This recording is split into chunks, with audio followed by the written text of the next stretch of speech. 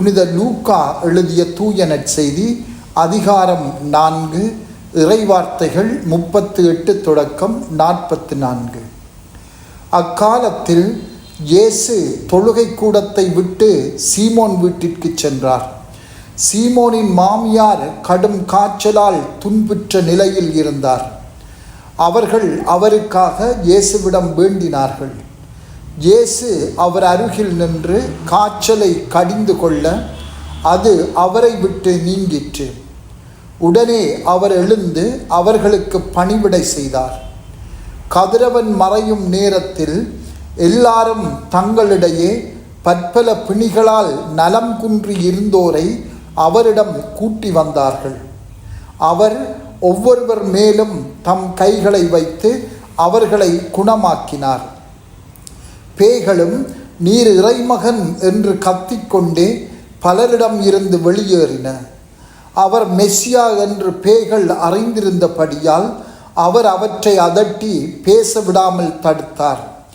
பொழுது விடியும் வேளையில் இயேசு தனிமையான ஓரிடத்திற்கு புறப்பட்டு சென்றார். திரளான மக்கள் அவரை தேடிச் சென்றனர். அவரிடம் வந்து சேர்ந்ததும் தங்களை விட்டு போகாதவாறு அவரை தடுத்து நிறுத்த பார்த்தனர். அவரோ அவர்களிடம், நான் மற்ற ஊர்களிலும் இறையாட்சியை பற்றி நற்செய்தி அறிவிக்க வேண்டும், இதற்காகவே அனுப்பப்பட்டிருக்கிறேன் என்று சொன்னார். பின்பு அவர் யூதேயாவில் உள்ள தொழுகை கூடங்களில் நற்செய்தியை பறைசாற்றி வந்தார். சிந்தனை: இயேசு சீமோன் பேதுருவின் வீட்டுக்கு போகின்றார். அங்கே கடும் காய்ச்சலினால் பீடிக்கப்பட்டிருந்த சீமோனின் மாமியாரை குணப்படுத்துகின்றார். குணம் பெற்ற அவர் எழுந்து அவர்களுக்கு பணிவிடை செய்தார் என்று புனித லூக்கா பதிவிடுகின்றார். நலம் பெறுதலும் பணிவிடை செய்வதும் ஒன்றோடொன்று தொடர்புடையது. இரண்டு செயல்களும் ஒரு நாணயத்தின் இரு பக்கங்களை போன்றது.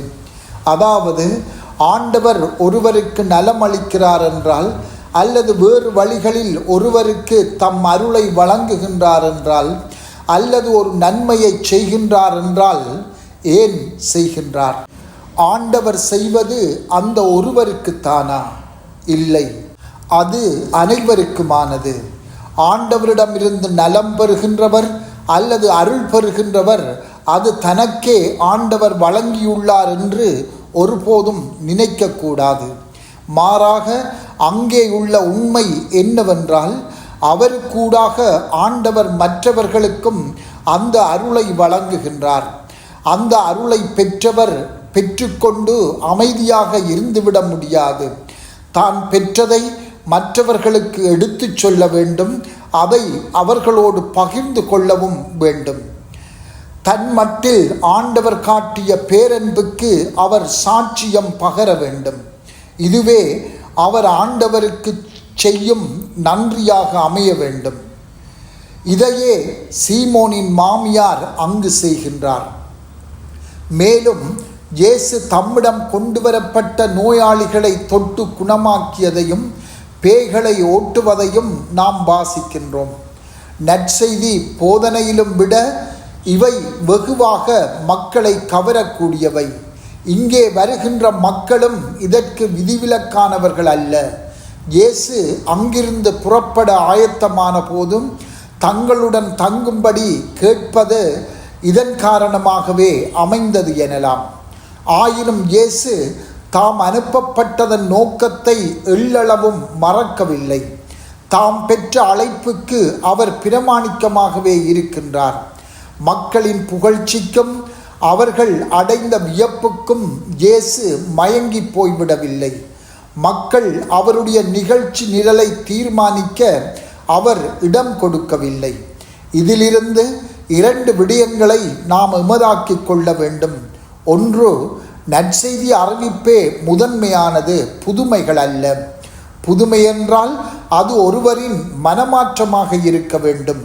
ஒருவர் மனமாற்றம் அடைந்து பிரமாணிக்கமுள்ள சீடராக மாறி நற்செய்தி அறிவிப்பாளராக அவர் திகழ வேண்டும். இதுவே மாபெரும் புதுமையாகும்.